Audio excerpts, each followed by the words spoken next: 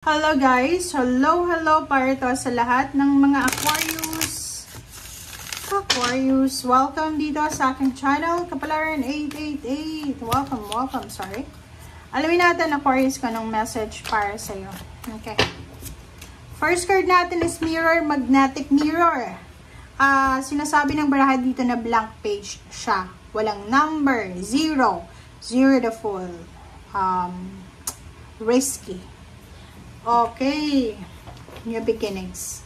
So, sa first card mo, sinasabi sa'yo dito, Aquarius, na sa linggong ito, binibigyan ka ng pagkakataon ng universe na makapagsimula ng bagong buhay, magkaroon ng bagong goals, magkaroon ng bagong pangarap, magkaroon ng bagong purpose, or magkaroon ng kung ano man pagbabago sa buhay mo. Okay, tingnan natin. Oh, Four of Gabriel. Congratulations sa iyo kasi parang sinasabi ng baraha na sa linggong ito pag-uusapan na is either engagement, celebration, yun yung party mo is engagement, or maybe maybe there's a time for celebration, isang abundant reward, recognition for your hard work like salary increase, higher position. So kailangan mong alisin ang sarili mo sa mga negative, toxic, burdensome na situation. So, kumbaga, binibigyan ka ng pagkakataon ng universe na makapagsimula ng bagong buhay, ng swerte. Kumbaga, sobra kang swerte, sobra kang fortunate and lucky sa linggong ito. So, wag mong sasayangin yung swerte na yan kasi yan yung magiging stepping stone mo para sa magandang buhay. So, basta ihanda mo yung sarili mo kasi sobrang stable, secured, harmonious, and peaceful yung linggong ito para sa'yo. And binibigyan ka ng pagkakataon ng universe na talagang gawin mo kung ano yung gusto mo. Magsimula ka ulit. Okay? Pangarap man yan, goals, or anything.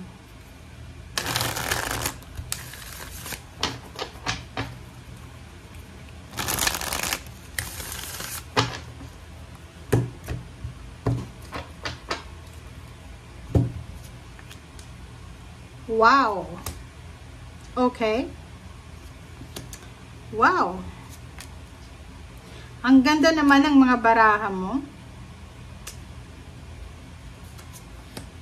Right. So, Gemini, Aquarius, and Libra to eh. Parang nakikita ko hindi lang Aquarius. So, kung ano man ang kung may mga cross-watchers dito. Pero, ang reading natin is para sa Aquarius. Pero nakikita ko yung lahat ng air signs. Victory, success, yun nga, sabi sa'yo dito, time for celebration, abundant rewards for hard work, and success, celebration of success, happiness, or good luck. Yun, kung ano man ang ginawa mo, ito ay magdadala sa'yo ng, kumbaga, outcome, positive outcome. And Four of Discs, sinasabi ng Four of Discs dito na sa linggong ito, posibleng ikaw ay ready na para sa iyong pagpunta sa ibang bansa. Ready ka na sa new chapter ng buhay mo. It's either buntis ka, or malapit ka ng mga anak, or it's either malapit mo ng marating yung bansa na minamanifest mo. Maybe paalis ka na ng Pilipinas, papunta ka na sa ibang lugar. So, this week ay punong-puno ka ng inspiration. Punong-puno ka ng parang sobrang saya mo eh. Napakasaya mo ngayon, Aquarius, kasi binibigyan ka ng pagkakataon ng universe na makapag-ipon ng pera. Kumbaga, halimbawa, kung ano man tong journey na tatahakin mo sa ngayon, kung ano man itong ginagawa mo sa ngayon, sinasabi ng baraha sa'yo na nasa tamang direction ka. Okay? So, meron ditong Three of Discs. So, mayroong financial celebration, happiness. So, ibig sabihin, ihanda mong sarili mo kasi merong collaboration, partnership in terms of money. So, nakikita natin yung business, teamwork, or pwedeng masali ka sa isang community na pwedeng makatulong sa'yo para, kumbaga, umasenso ka, financial. Sinasabi din ng baraha sa'yo na maging handa ka kasi sa linggong ito ay posibleng meron kang matatanggap na balita, email, chat, call na ready ka na para sa pagtitraining, or ready ka na para sa pagpirma ng kontrata or visa or anything. Okay. King of Cups. Wow. So, nakikita ko sa'yo dito, posibleng sobrang saya mo. So, kung ano man itong success, ano man itong victory na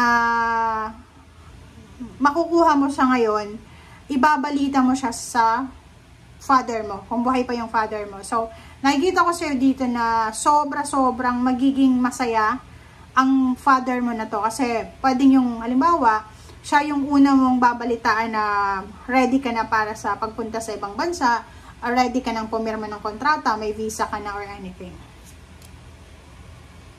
Wow. Okay, diba? So, congratulations talaga sa'yo, Aquarius. Kasi yung baraha mong ito, nagsasabi na yung Wheel of Fortune is nasa iyo in upright position.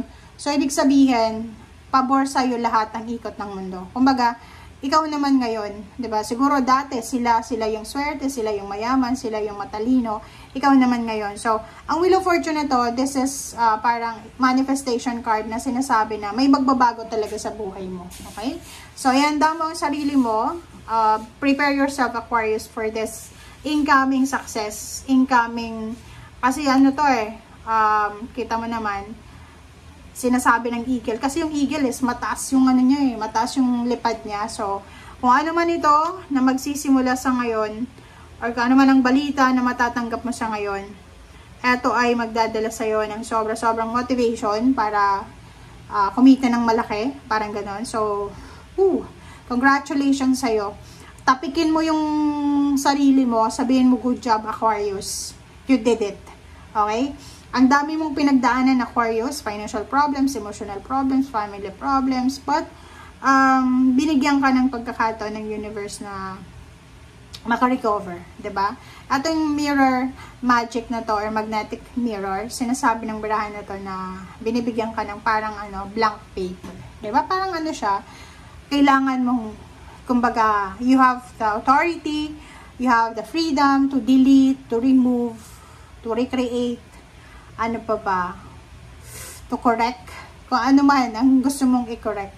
Swerte mo. Kasi, di ba, hindi lahat ng tao dito sa mundo nabibigyan ng pagkakataon na baguhin ang sarili, magkaroon ng bagong buhay, or kung ano pa man.